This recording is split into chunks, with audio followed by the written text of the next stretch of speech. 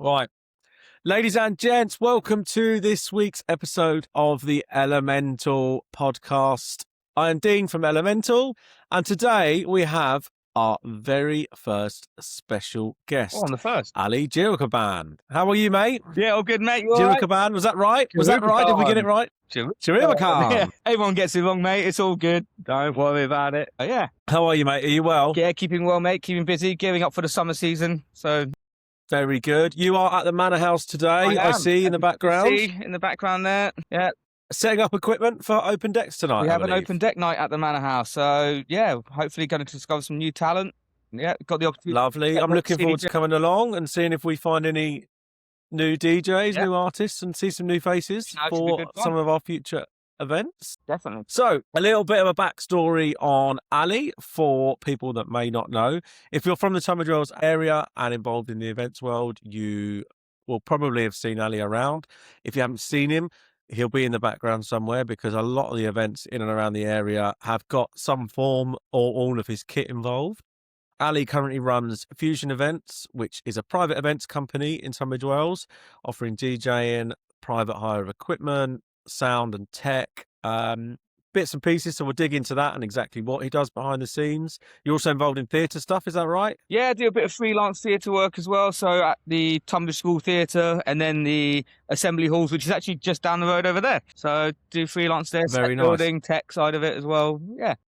Ali is also very heavily involved in what we do at the Elemental Festival, which is part of the reason we wanted to get him on. Obviously, one of the reasons for doing this podcast is opening up the behind the scenes, introducing you to some of the people that work with us on the festival and the people that make it happen and their story. And Ali's got a very interesting backstory, haven't you, Ali? You've been involved. Quite a long one, yeah. Quite a long one, and actually our stories do intertwine we've been working together now for about 5-6 years, I'd say. Yeah. In a closer capacity. Our stories have intertwined over the years in terms of the venues that you've owned and the things that you've done. Yeah. First thing I want to do, let's take it back to the very start. When did you get involved in the events world? Literally the summer after finishing A-levels, I became a flyer boy, a nightclub promoter, as you would say. And you probably would have seen me around town, Spoons, the Litten Tree back then, K-Passer. And I'm the guy giving you a free shot, saying, come to the club. And the club was Coco Lounge at the time. Was that all based in Tunbridge Wells? Well, the main club that I worked for was Tunbridge Wells based. And then I did some other bits and bobs. Which one? For Coco Lounges was. Okay. And then, and they were affiliated with SOS in Tunbridge, Source Bar in Maidstone, the Loft in Maidstone, St Ashford at that point in time. So yeah, I did bits and bobs throughout those venues as well, working with names that you know of, like Pete Griffiths and things. But at that point, he was a graphic designer, and we would work together with events and things. And that's where I kind of got into the industry because I was at uni, commuting to London, and I needed some beer money. So flyering is kind of where it started, promoting, and then eventually moved up in the ranks and was doing some events there myself. And then when they were selling what did you do at uni? Kind of went forward. At uni, I was doing French. French? Yeah. Interesting. Yeah, French language. Okay. Do you speak French? I can a little bit. Don't ask me to do it because I need to be in the zone. This is your time to shine. Yeah, my time to shine. No, je parle un petit peu français. There we go. It does come in handy because I'm from Mauritius and they speak French there. So every so often, so that's when I go back and forth, and that's the link there. And I have family in French-speaking Canada, so all kind of links over to that side. All parents are from Mauritius, is that right? Yeah. And I was born. Both parents. Yeah, both parents. So you were born there. You were born there. When did you come over to live in the UK? 6 months. So I don't. So you've there, but I go back every year for a month and a half at a time, see some family, chill out a bit, and then get back for the Christmas season, basically, and then jump for the mad rush of the Christmas season. Yeah. But yeah, so in terms of events and clubs, the first memory that I've ever got of you was owning SOS Nightclub in Tunbridge. Yes. Which was an institution at the time, and obviously El Mono / Bar Fusion / Coco Lounge, whatever that was. I think it was Chez Moi back in the day. Yeah, Chez Moi in the 90s, and then became Coco Lounge. I then had it for 2 weeks as Coco Lounge, had a New Year's Eve, and then New Year's Eve is when we shut it, refitted it, and it became El Mono from there. Tell me how you got. Which one did you have? Did you get them both at the same time? Yeah, both at the same Okay. time. Late 2006, well, mid 2006, and then we were running it, and then SOS stayed as it was. It was because it was successful and doing well. Coco Lounge at that point in time needed a bit of love and everything, so we decided on New Year's Eve that would be the final Coco Lounge night. Shut it down, and January, February, as we know, is a bit quieter in the season, so we refitted it. And then actually we came in, we held fire a bit, and we came in for just before when we kicked off, like in the summer season, and we ended up being a non-smoking venue before the smoking ban, because we were like, it was all fresh and new. Why are we going to open for a month or so and have smoking in there, and then it's going to become a non-smoking legislation? Yeah, so yeah, yeah. we ended up being that. I mean, a few people Did you? the Purple Club with my color scheme, but yeah, I mean, it's a great venue. Like, loved it. What made you want to own a nightclub, mate? The long and short of it, Where did that come from? While I was a promoter, the owner of the club was going to sell it. Essentially, it came to light he was selling it for various reasons, and I ended up doing a lot of the work in generally running the club as well as promoting it, banking, things like that. And I could see kind of the figures going on. I enjoyed the scene. I was into my music at that point anyway, and I just kind of thought, this could be better than staying at uni.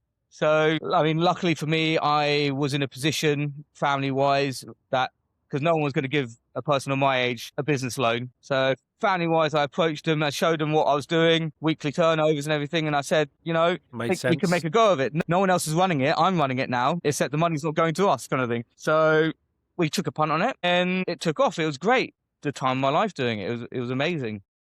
So, yeah, we went in from there, and my dad used to have an engineering company, so he knew about big business. He had 500 employees for him. So I took business advice from that side of things from him. But the event side and DJ side and promotion, that all came from me, of what I learned from just starting at 8.5 and going forward, meeting various people, seeing how different events ran in different clubs. Like Ministry London to Amadeus and Rochester. So really cool, but then to really normal commercial venues, and just kind of finding that crossover of what I like doing and pushing forward for what worked at Tunbridge Wells and Tunbridge at the time, kind of thing. Yeah. So I mean, we spoke a bit last week when I saw you at the Manor House, actually, about the difference in culture and the bars and vibe around towns, especially like Tunbridge Wells, Maidstone. Yes. And back in that sort of era, every town was just seemed to be buzzing, and the bigger towns that had venues. It's a very different industry now. Not to put anything down or like that, but town back in 2006 to 2009 kind of thing, pre the Lehman Brothers crash, we were open Tuesday night, Wednesday night, Thursday night, Friday night. Now it's mainly the weekends. You do get the odd nights, like for example where we are now, their Thursday night is massive, as we know, kind of thing. But there was a night of the week for everyone. So Wednesday was our indie rock night, for example, and we're not a uni town. So for us to be having a Wednesday night just showed how many people were just going out at that point in time of what was going on, kind of thing, in the world. Yeah, I think what you find nowadays is the really good venues and the good events will stand tall and do their thing, like they do at the Manor House. I mean, like I said, we were there last Thursday and it was absolutely heaving. Yeah, exactly. For a Thursday night, which is wonderful to see, and it's great to see venues doing that. But that was just the norm. Yeah, that was in them days. As long as you were doing a reasonable job and just say hi, and have a here we are, drink deal, and that's it, kind of thing. And people would be like, yeah, we're going to go out, kind of thing. I think the only night that I wasn't open regularly was a Monday night, and that basically gave our staff a night off. We'd actually probably go down to Guildford, Monday night Guildford. I think it was called The Drink at the time. And all the staff would go out for our night out, our weekend, I think. So, yeah, and then back to it on the Tuesday. So if we look at the sort of relation between what we do at Elemental and what you were doing at the time, was there a culture back then of getting big DJs in and booking big acts? Yeah, so I was doing that. It was more so in SOS at that point in time. Tunbridge Wells wasn't really ready at that point. We were doing theme nights at Tunbridge Wells, but Tunbridge, and also because Tunbridge had a much bigger capacity. It was a much bigger club. Yeah. What could you get in there at its max? 550 was where we were at. But, throughout the night, you could get more through the door because, as you've discussed on a podcast before, you get people that turn up for ex-DJ or they're the early door people, and then they leave and new people come in. So you have this rotation. And where we had a 4 o'clock license, well, one of them actually we did a 7 p.m. till 7 a.m. So I think Wow. we ended up having about 1,200 through the door on that one. That was a bit rare. That's quite common nowadays to see, especially in sort of cities, that Yeah, sort of but late not finish. But back then it yeah, wasn't. and also doing it in a local town like Tunbridge. But what Yeah. we took advantage of, and this is like knowing the research, doing your research for the market, checking it. Obviously, Tunbridge is the main commuter line, so there's trains to London from 5:30 in the morning, 5 a.m. So if you're pushing it past that 5 a.m. mark, you're going to get the London people come down, and they can stay, Yeah. and they can get back up, or anyone along that line going backwards and Yeah. forwards, kind of thing. So we did our research on that, and that was an event called Dust Till Dawn, and we had Ronnie Size. He was like the headliner Yeah. for that. So that was a really, really good one. We've had like Steve Smart from Kiss FM down there. On like the I seem urban to level. remember a lot of like R&B and hip hop Yeah, we type had a acts. Like brand Trevor called, Nelson used to come down yeah, and things like that. Trevor. People We like had a that, didn't brand you? called Kiss and Tell, which was run by Major Ace. He used to be the lead guy from Page Go Cartel, or like one of the Okay. original garage crews. So we then, from that, he had all the contacts for Heartless. We had DJ Luck's birthday bash there from Luck and Neat. So we did a lot of things along those lines. And then like we did the commercial side of it with the famous school disco that everyone used to come on a bank holiday Sunday, which really is night and day to, we used to have like Andy C, like one of the world's biggest drum and bass DJs. And then a school disco Yeah. is, you kind of go, you have to check what's going on in the town. And, bank holiday Sundays were always much more commercial, but then we would try and do different things on different nights to really gauge it. And like the production level in SOS was, in my opinion, in the Southeast, second to none at that point. Yeah. We intelligent lighting with like, computer software controlling it. A lot of venues were just sound to light at that point, and we were already investing. We had a big GAE rig, which was absolutely thumping in there. I remember like you'd put your cup down in the DJ booth and it would vibrate off, kind of thing. Yeah. Yeah, it was incredible. Really, really good vibe in there. Lots of fun was had. And Did you, at that point, would you buy that equipment or would that be hired in that was stuff? all owned outright. So Yeah. when we upgraded, like we'd buy outright. I wouldn't lease or anything. We'd buy it from companies. Like at that point, there was GSL, who were kind of one of the main suppliers around the area, and we'd Okay. go through them and get a lot of things. And then subsequently, someone who I work with still now regularly, closely, a guy called Joe, who has RSH Audio. And essentially, when we started doing these bigger events, because the J rig was a 4-point system and it was lovely. But sometimes with an event, it's nice to have a front-facing stack, and it makes it like a feature. Rather than Yeah. taking our rig down and having to put it back up, we didn't build it to the ticket price. About let's see what we can put in, and we started getting a little function one system in. Well, I say little, it's still substantial Yeah.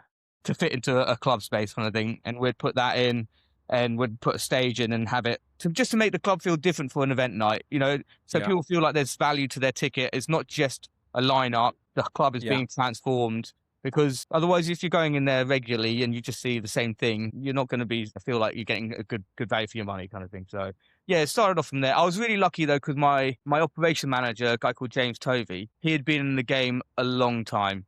He used to run events on Hastings Pier up in London, and he ran the brand Pure Science. And so he introduced me to the world of booking acts and doing this Yeah. and doing that and meeting different people and like how you go about it, kind of thing.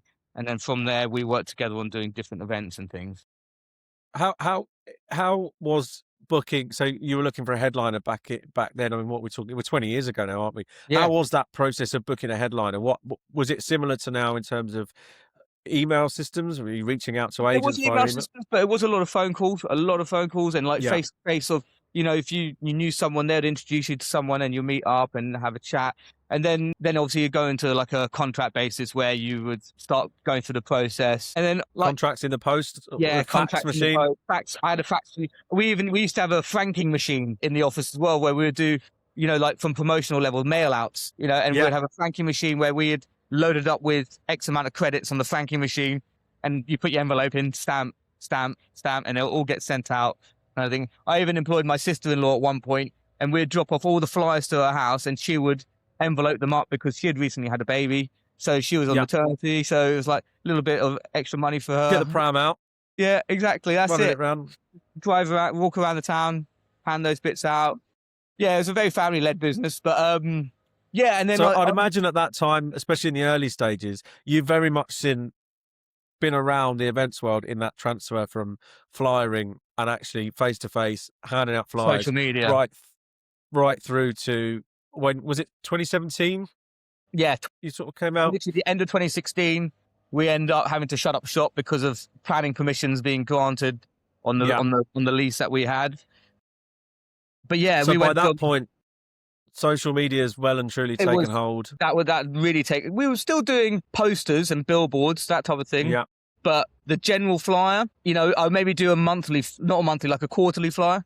You know, not with Yeah. special events, but like at that time, Bar Fusion is open Thursday, Friday, Saturday, and this is what's going on for the next 3 months on a regular.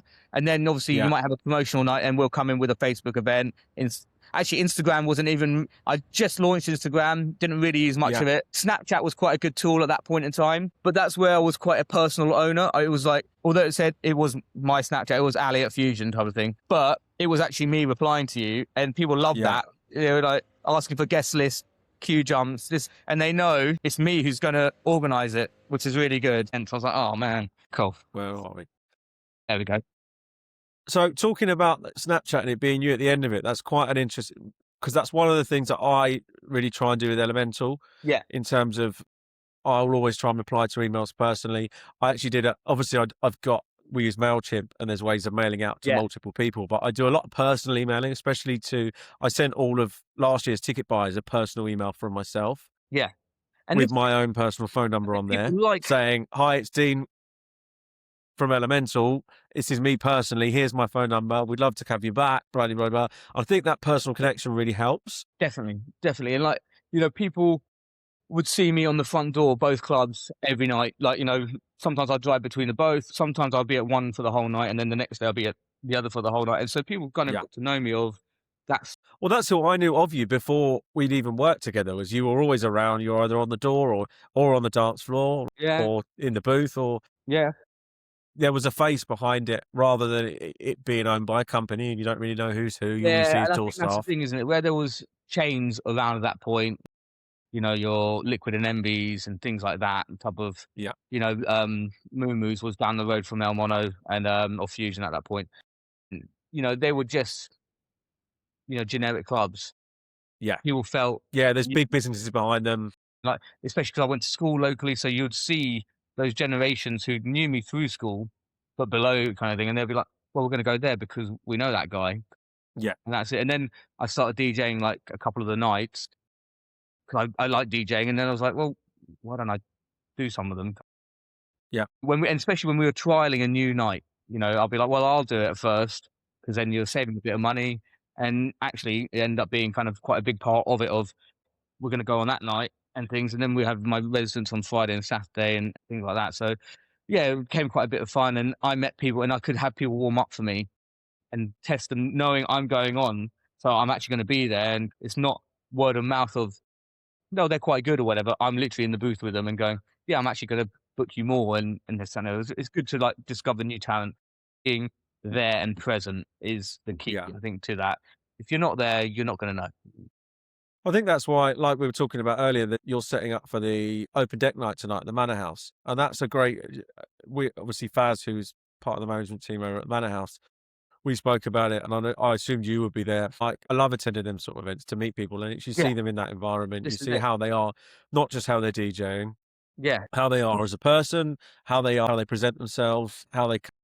It's not just about the mix, is it really, as well? Because, you know, like you say, it's presenting yourself, being approachable. You don't want someone behind the booth who is not a very nice person for like a brand that you're representing. You're the face of the brand.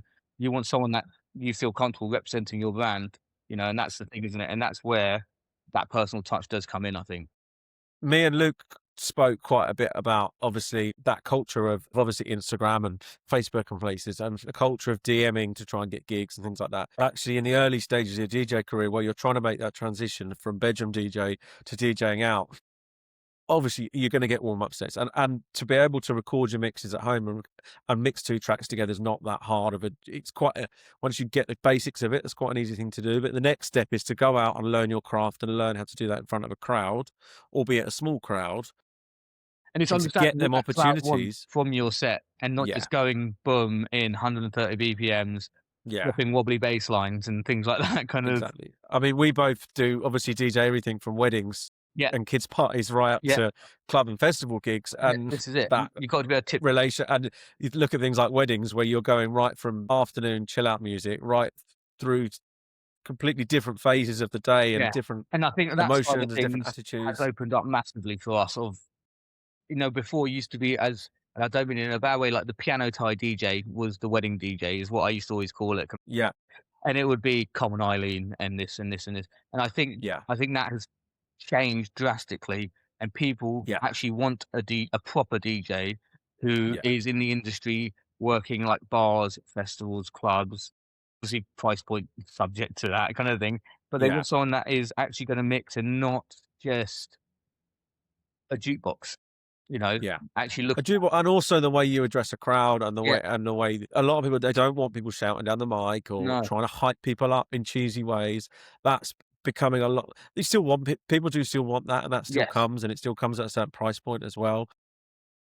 But I think there's now And there's become this part of the side of the market in that yeah, industry, which there wasn't the amount of times previously. now that I get booked because they want a DJ, they want people to play good music, they want to mix it, they Yeah, want people who can read a dance floor, understand similar sorts of music to them. I mean, especially at this moment in time where we are and our age, a lot of our sort of age range is getting married yeah. around this Well, time. this is So I'm probably actually what did it.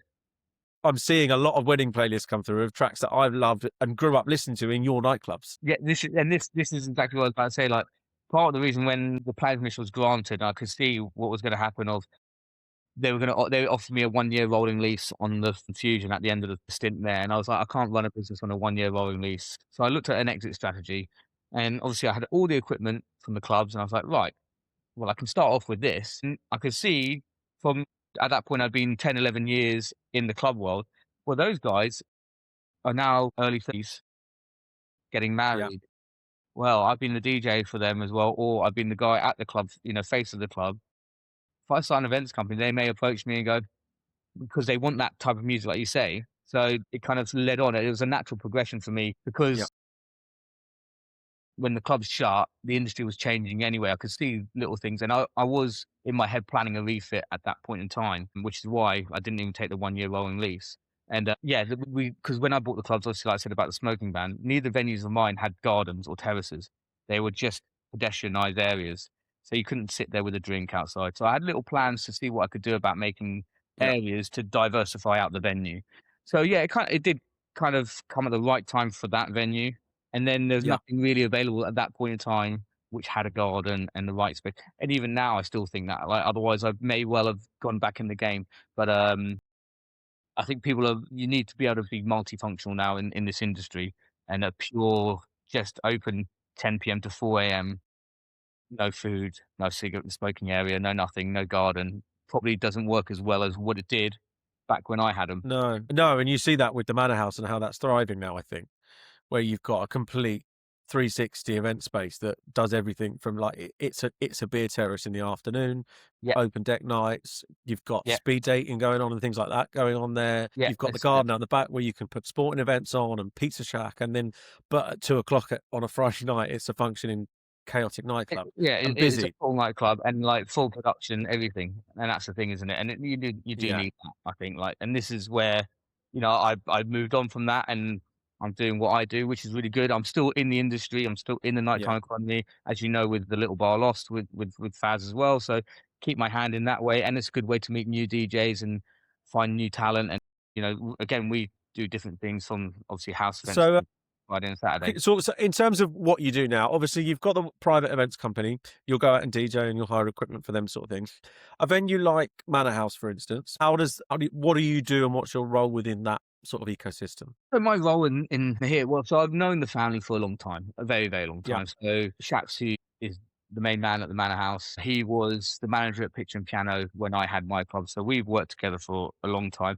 We always worked together as opposed to full competition. Although like we were competing, it was all very friendly as opposed to, some other venues that you're like really going, I've really got to get this event out before them and this, that, and the other. We never had that. We had a very friendly kind of rivalry as such. yeah, So yeah, and then basically his son Faz, his birthday party at my club back in the day, and that's how we met. And then from there, as he got into the events, I believe actually is his dad, he said, "Why don't you talk to Ali about a few things? You know, he's been around and he's done that side of it, whereas Shats was a manager for a chain and didn't really deal with that side of thing." You know, you talk about the bar and like cocktail building and the P&L and that side of thing. He's all over it. But like the event side of it, they didn't really do that at Itchy and Piano. So that's where I kind of came in at first. And I had lots of equipment at that point. Yeah. And Faz was starting getting some events and he needed like extra like bass bins and things. So we just started small with that sort of stuff.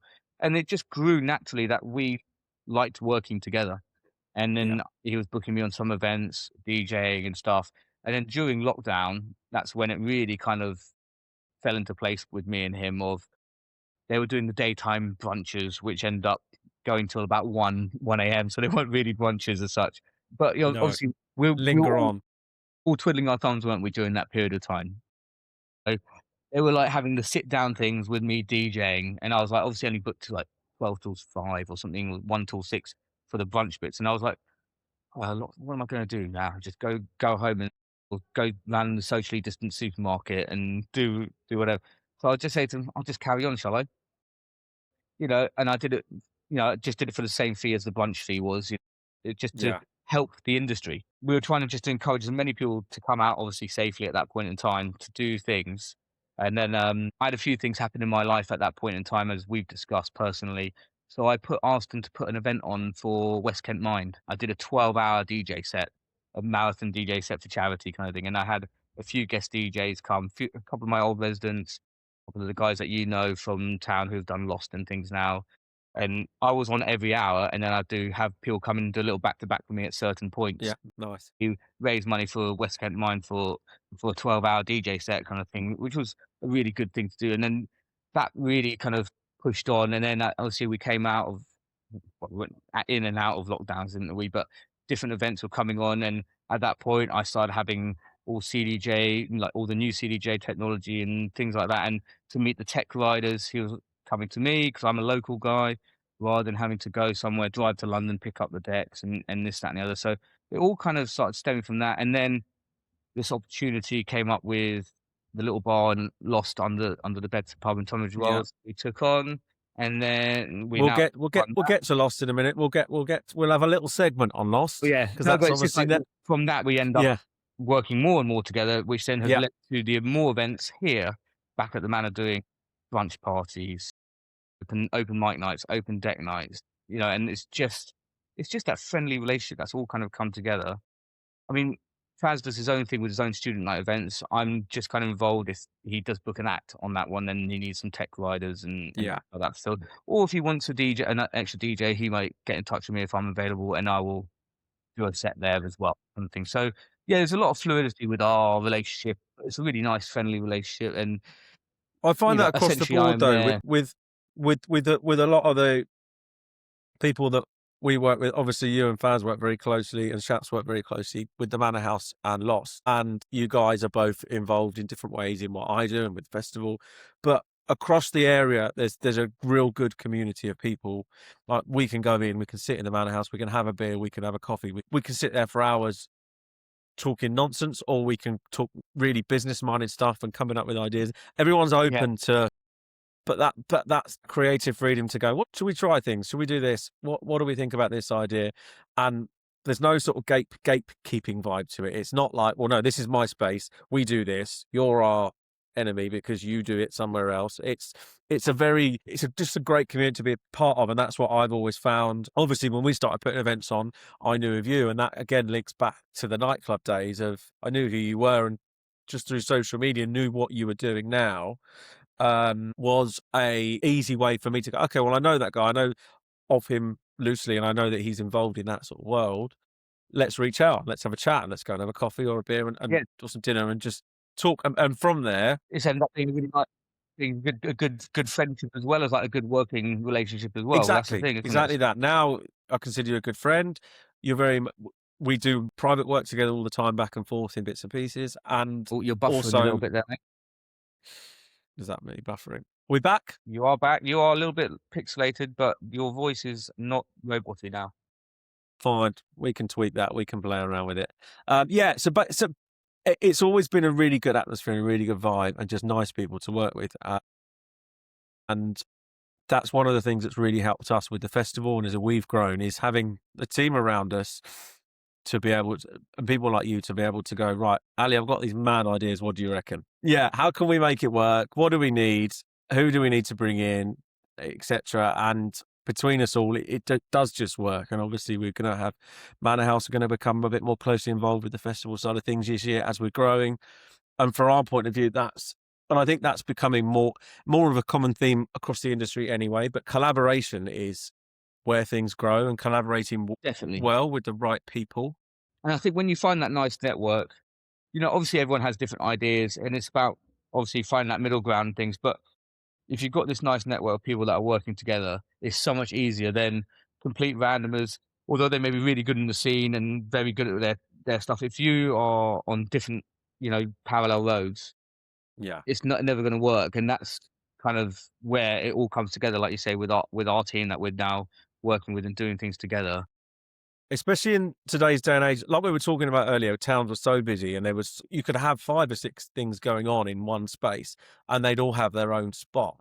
Nowadays, it's more important than ever to have that cohesion with the people working around you in a similar space, because there's just not the market share to go around anymore, No, is there there? there really isn't. So, like, an interesting fact which I can tell you about is, so I remember I had a meeting back when I had the clubs, and it was, you had the town safe partnerships, basically all venues would have a chat and stuff, and they'll talk about Tunbridge Wells. Pub watch and that sort of Yeah, and they'll stuff. say on a Saturday night there was around 7 to 9,000 people out on a Saturday night in Tunbridge Wells. And I couldn't be exact if that included the restaurants and the bars and clubs, or if it was just the bars and clubs. I couldn't, I can't remember that far back really.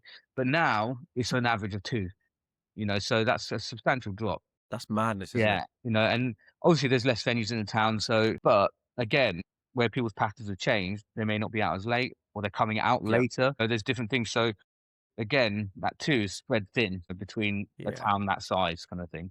And it's the same for it's not just Tunbridge Wells, like it's the same obviously around across the board. Like I know Maidstone has a similar of there was X amount yeah. out and now it's less. I think it's just I think I think everywhere is it's not that anyone's doing London, a worse Maidstone, job. I think it's just a trend in Brighton. lifestyles and things It's a like that. trend, and I think the venues that are doing what they do really well are thriving still. There's still a market there, but you've got to do your job.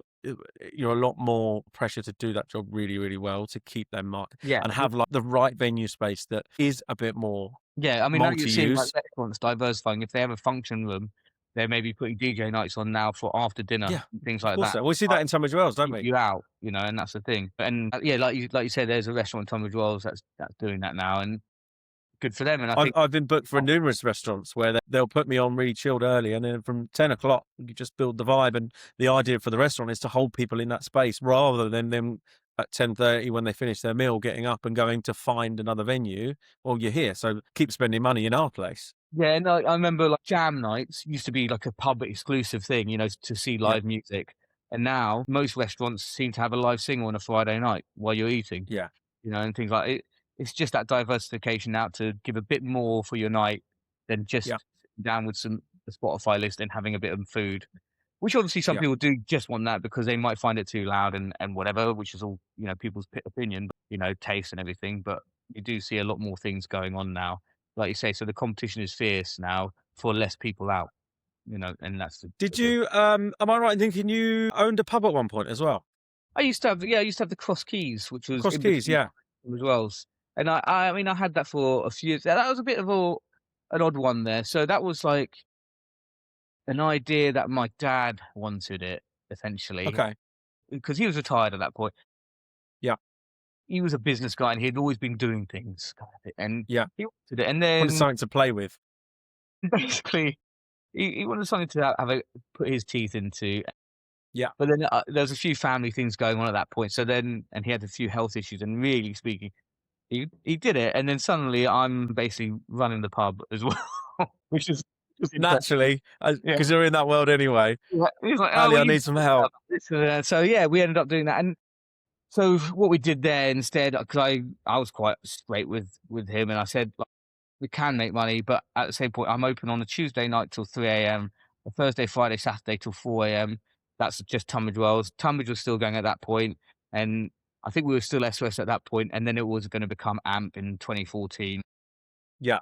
I saw that. Obviously, looking into your backstory, I noticed AMP, and I never knew AMP as a club because I think there was a. Yeah, It so that wasn't was that long. It was that no, so AMP, that was it? was basically Tunbridge went through a big shift, which I'll just touch on that after I say. So when I said like the clubs was over, I said to him, I can't be running that pub. Like, well, I don't mind being there in the daytime during the week, but the evenings you take more money in the clubs. Like it's just facts really on that Yeah, front.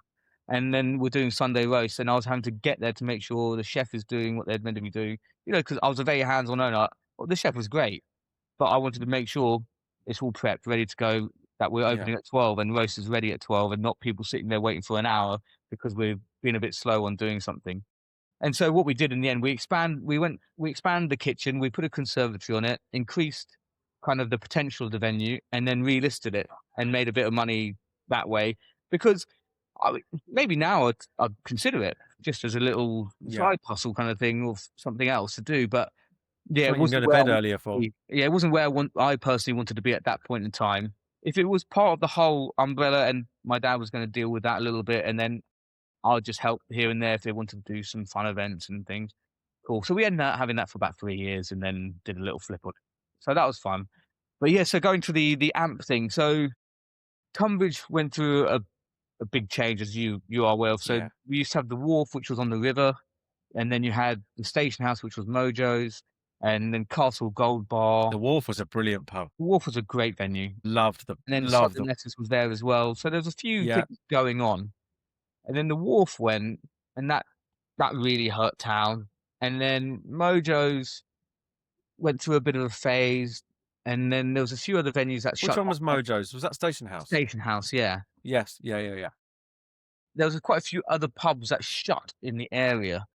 So, like, the footfall just going into Tunbridge became a lot less. Right, okay, so the size club that we were, I was like, this is now getting tough to get people. And it wasn't that we were doing anything different, but people aren't just going to come to a town with one club and a Wetherspoons, for example.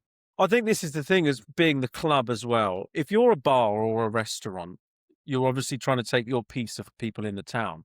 But as a nightclub, you've only ever got your pick of whatever else there is because no Yes, one goes to a nightclub at 7 in the evening. They're going to a nightclub at 11, 12 at night. exactly.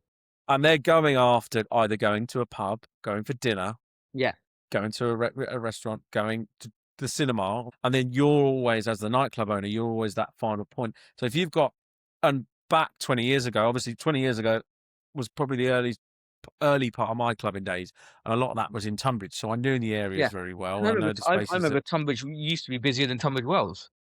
Tunbridge was hit. It That was you had awesome. so many options Yeah, to go, and they were all yeah. And for whatever reasons, those things became less. And I was like, right, I yeah, can see a change going on.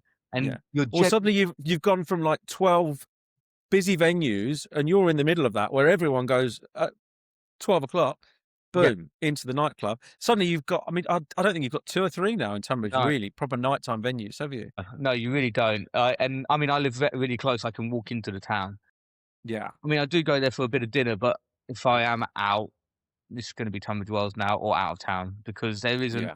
a late night venue past midnight, apart from Wetherspoons, which has a 1 o'clock license. But that's just a pub, isn't it? Yeah, Wetherspoons obviously is a different kettle of fish altogether. So obviously, at that point in time, I'm realizing there's not really enough people to warrant the club on a normal, who are just going to go out for a generic commercial Friday and Saturday night, where you go from a bit of David Guetta to some drum and bass to some R&B to this, that, and the other.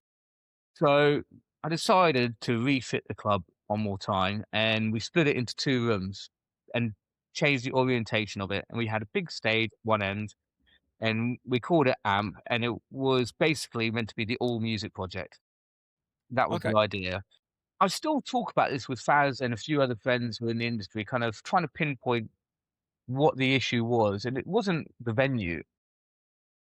So we launched with Mr. Jam and My New Lane, and that was a really, really good night, sell out.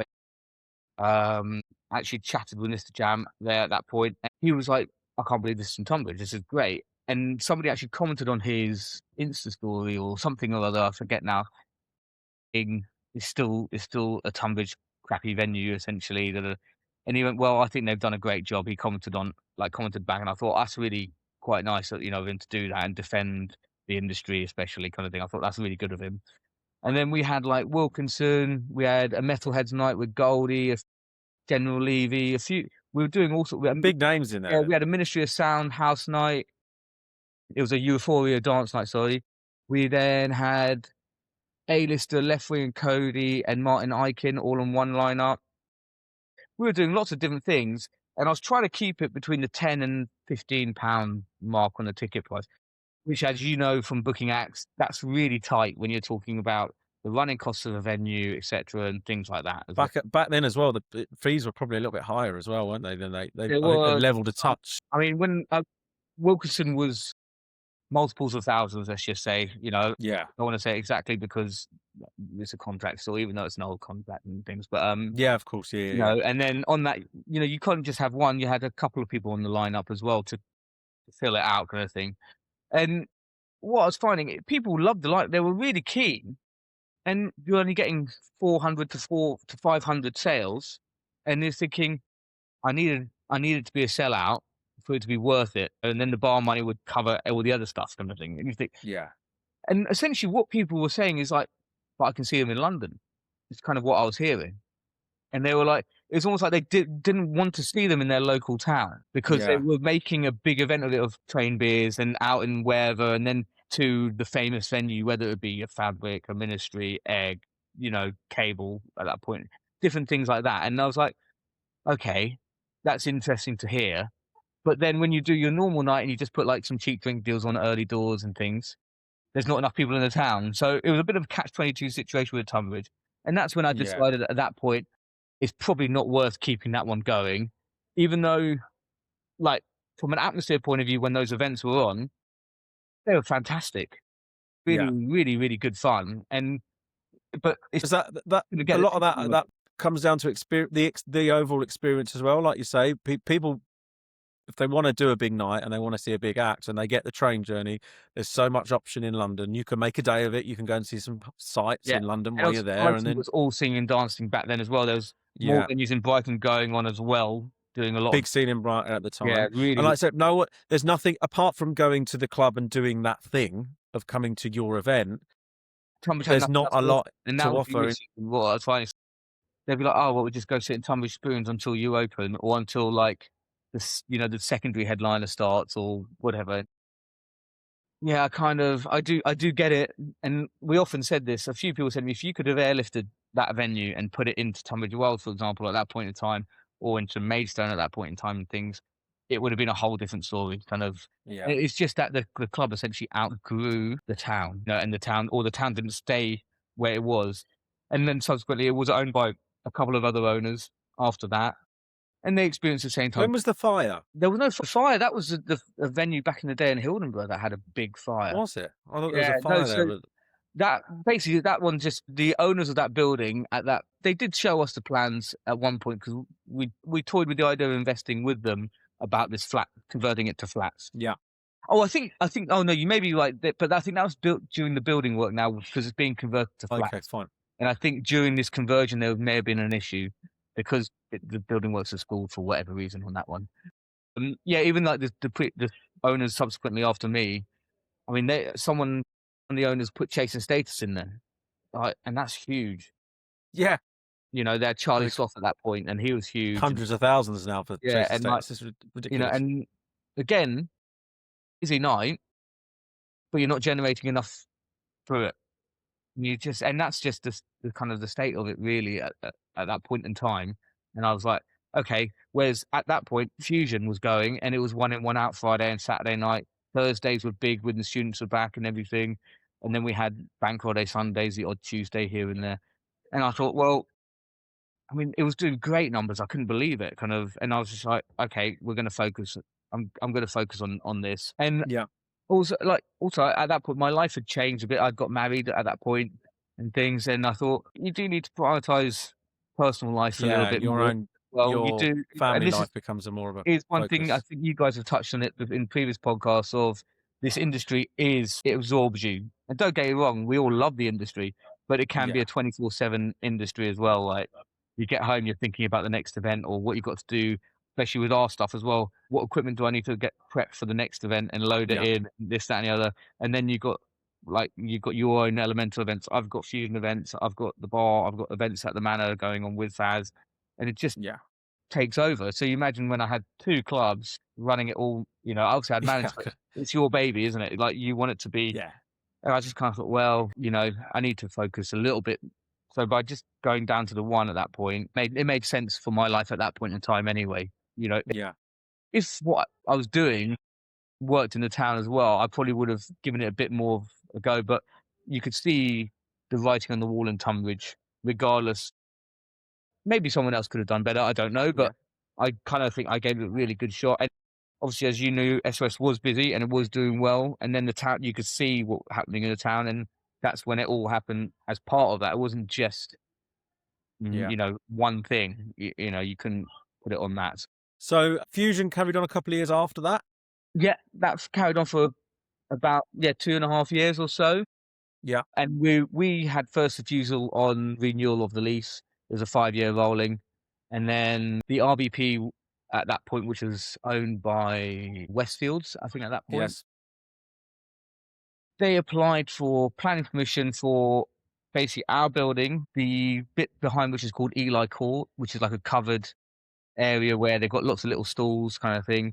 And then where the food court was and the 2 floors above that to create a boutique cinema and kind of bowling and, entertainment I do actually remember because I knew owners of one of the restaurants in there, and they got moved on as well. Yeah, similar thing to me. So they were like, right, they're doing this. We're applying for this, and it got granted, which is a bit weird because we didn't really get told much about it, and then suddenly we get told there's this permission granted. We don't know when we're going to start the work exactly, so we're willing to offer you a 1-year rolling lease. And at that point, it was during the summer. The students were back. It was all really, really good times. But I was getting a lot of people asking, "Oh, you're closing? You're closing?" I was like, "No, we're not closing. There's some things happening here." And I decided not to renew the lease for a 1-year rolling lease at that point. I just thought I felt a bit put out, if I was honest. But Yeah. I'd been there for 10 years, paid my rent on time, did everything, that needed to be done. Not just me. I saw there was a few independent coffee shops in the bit at the back, like I said, the covered area, and they were just gone. I have personal friends that run a jewelers in the RVP, and they got moved from one shop to another shop to another shop. And I just thought, you know what? I don't really want to work with that anymore. I looked at a few different jobs in there because at the time I was in construction Yeah. project management, and actually quite a few shops were being the same thing, moving around. So I would go in and actually quote up to move them from one So space it's to not the very next, good. do the DLAT works and all that sort of nonsense, getting involved in trying to sort that, and then nothing ever came of it anyway, did it? No, but now actually, it's actually happening now, 10 years later. They're redoing it now, 10 They years. could have had me for another 10 years potentially. Obviously, you never know what happens in the industry. But at Yeah, that point in time, I was willing to sign another 5-year lease and yeah. go on again. Obviously, hindsight now, knowing what happened with COVID and lockdowns and things like that, probably a little blessing in disguise there, kind of Probably a thing. blessing with COVID. How would you get on with things like noise and licensing with them in such Um, busy central places? so we were quite lucky because that had been a venue since the 60s. Yeah, So it had quite a historic legacy there, and the flats above the shops opposite were actually quite new in comparison, some of them. yeah, We had to play ball a bit, but we soundproofed the hell out of the windows, like, because behind the false wall, there was actually bay windows, like, 'cause it's yeah, actually an old 1860s heritage building, that one. So we filled those bay windows with actual acoustic foam yeah, to keep on board with that. And then, because outside was only a smoking area, it wasn't a drinking area, and then a queues.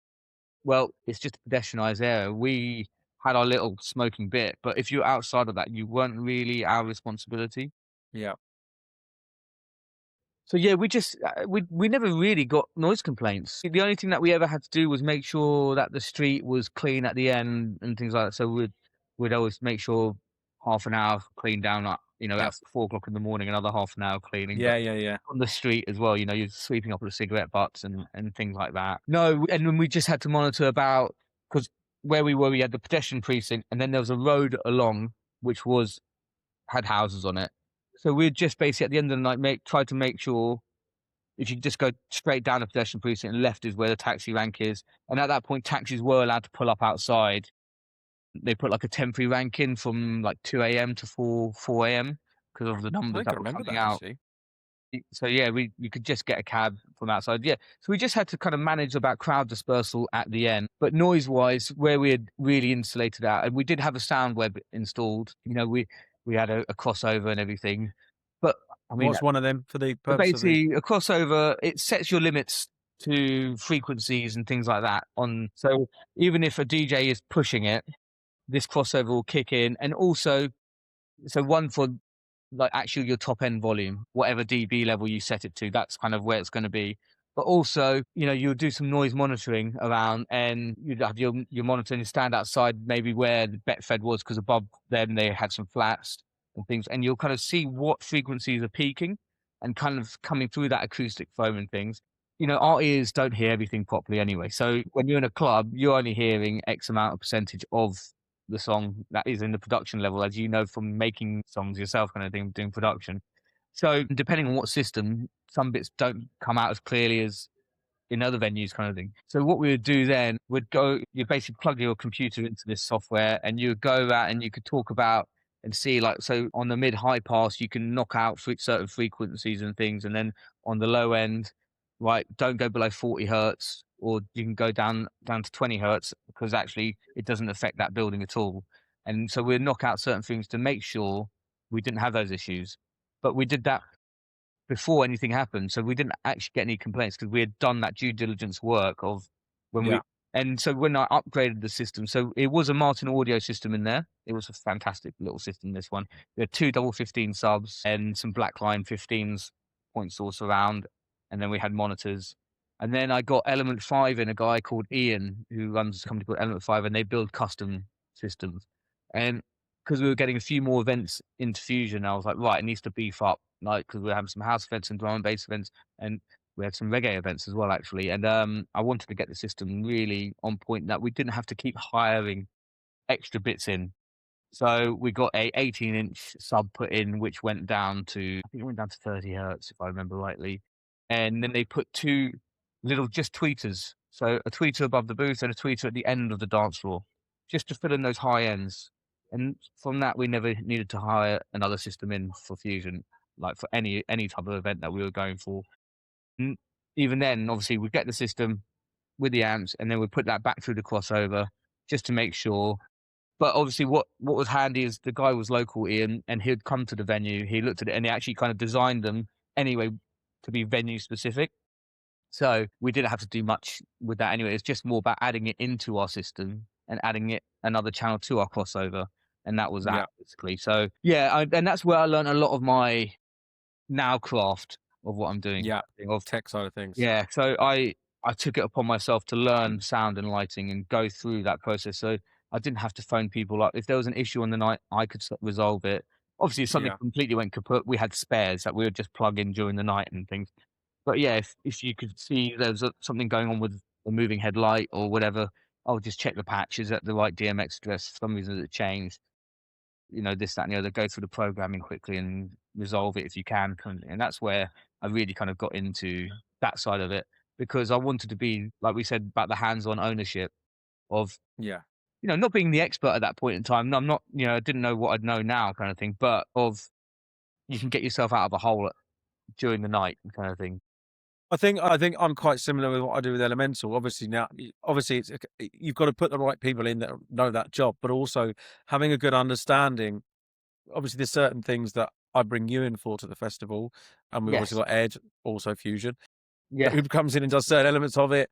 You guys are the experts, and we bring tech teams in that come in and help with the general running of it. Yeah, You this guys is are it. the experts at what you do, but I always want to have a general knowledge. Like, I'm still on stage with you at, I think we were on stage at 2 a.m. the night before Yeah. last year, weren't we? Setting And programming this is lighting, and obviously you were like understanding what are we doing with the program? Why are we doing it this way? And obviously, yeah, like we learned about, obviously, with the site we were on previously, there's Biggin Hill Airport near. We had to be conscious of that, so we made yeah. sure our site light. It's We create. understanding that everything, Yeah, so that although you haven't got to be an expert at everything, but just having a bit of a knowledge about all the different things. One, you can quite often get yourself out of a hole or do minimum bits and pieces. And also number two, like, I just want to understand what's being spoken about, and that yeah. I've got a bit of an idea of what's going on across Especially the like from the board. festival point of view, like obviously you were dealing with the owners of Tipsy, so if they had Biggin Hill phoning, at least you were there when we were doing our program and say, well, I saw the guys, they've already taken that into account. They Yeah. put their safety parameters in, that's not going to affect it. They don't have to, these, because we never met the owners of Titsy as such. We worked for you, we were employed by you. So, but at the point they, they don't have to come and find us and chase us about this and that, because you were there being hands on and seeing what was Yeah. going on at that point in time and knowing, right, cool, that bit, that tick box is done. I don't, if they ask me, I can say, I've seen them do it. They've taken that into account. Da, da, da, da. Obviously, if Biggin Hill needs something else changed, we can do that. But we've taken into account what we have done from our research of the site of that's going to be what's needed for that area kind of thing. So yeah, it is those things. And like you say, it's good to be there to know that as What's going opposed on? to going, did they do that? I'm not sure. Yeah. Right. We're almost out of time, my friend. It's I been know. really And wonderful. One more thing I would like to talk about. yeah. One more thing I want to talk about, because obviously it's another thing that sort of links us together, is your new venture at Lost, Yes, the little your everyone's little basement bar. favorite basement. That's Yeah, it's a wonderful space. So for those listening that don't know, Lost is a nice little basement bar in Tunbridge Wells. It's been used for private hire space before, bits and pieces, but never really had much love gone into it. It's always seemed to have been a bit of an afterthought.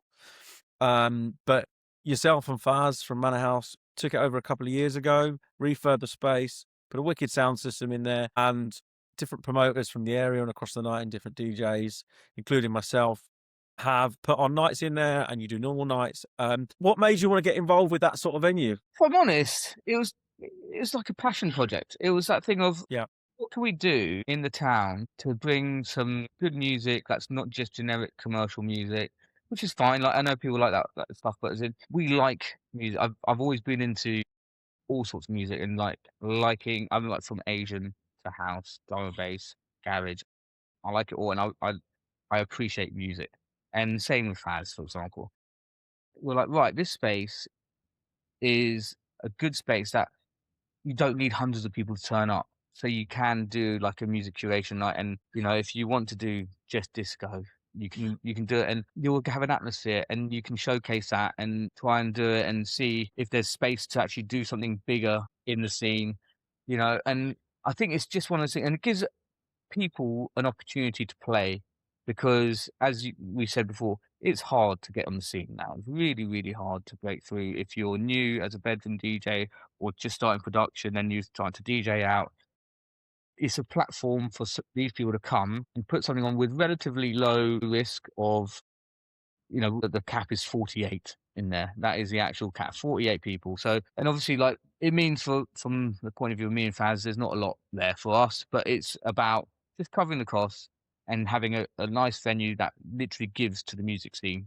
So, and that reflects back of, we've had, like, so Ruby, who's on the lineup, for example, she's brought down Pete Griffiths from Tool and Records, for example. And then the D&B guys who do once a month on a Thursday, we've had Ed Rush down there just because they want to give back. And it's like a cool little venue that they can do something and have other people play with a quite relatively large name kind of thing. So, and I think it's one of those things, and it is just a fun venue. You yeah. walk in there and you play I on love playing there. that system, and it is probably one of the best systems around for a venue. Kind of, Yeah, it just booms in there, and yeah, I think it's quite quirky. Of don't really know about it unless you know yeah, about it, kind of thing. You open that door, and suddenly you go down this. You hear like a little humming, and you kind of put your head down. You see, oh, there's what's that? And you go downstairs. You do a little U-turn round, and you see a DJ, and you see a little bar at the end, and this intimate space where people are hitting the ceiling, you know, loving the tunes. It's just a good fun venue, I think, and that's what it's meant to be. It's just meant to be bringing something back to the scene. I think it works really well. I know we've obviously spoke privately about the financial side of it, and it's quite tough, and it's tough to keep the door open some nights where it is quieter. But from a point of view as a passion project and feeding into other areas of business that you guys both do, and the enjoyment of it, and being able to say to young promoters and young DJs, let's go for it, give it a shot. Yeah, I mean, for example, this Saturday we'd just gone. We had a brand down, and they're based Leeds area, and basically they're local guys who go to Union Leeds. They've started a brand up, and they've come back for the Easter holidays. and they got in touch, and we said, "Well, why don't you give it a go? Like, here's what we can do for you." And they packed the place out. It was great. I mean, I'm Yeah. sure a lot of it was their old school mates who have come to see them DJ, but they weren't DJs when they were here. They've learnt this No. while they were at uni, got into the Come scene back. a little bit, and they've come back and they've put on an amazing event. You know, would a manor house be able to cater that, or the other club in town, be able to cater for that? No. Probably not, because they're much bigger venues, and would you be willing to give a That then Saturday night it up to becomes that? It doesn't there's a work. different element of risk there, isn't there? Yeah, With exactly. entertaining Whereas, that sort of things. you It's know a good place to start that, and then you can go if you get certain brands that will do it well, and you know that then that's when you go, okay, well, no, maybe now we go to a space at the Manor House or somewhere else, and yeah, or we've got that. even for them, they go, "Okay, we can try and put something on, in a double capacity, like 100 people," and then, Yeah. as you've done before, as I've done before, you start off with something, and then you build it and build it and build it kind of thing, which is good. And we've met a lot of new people from it and learned. It's actually given me a whole different aspect, and actually, from my point of view, it's pushed me into the other side of promoting, of, Yeah. as we said before, where I started just with flyers and posters, no social media.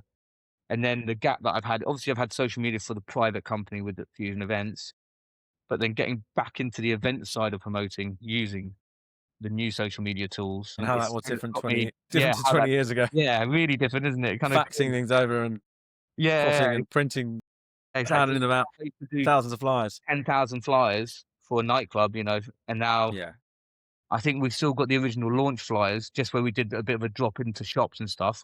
We've got them Yeah. because it is all basically social media based, with a few posters here and there kind of thing. So, Yeah.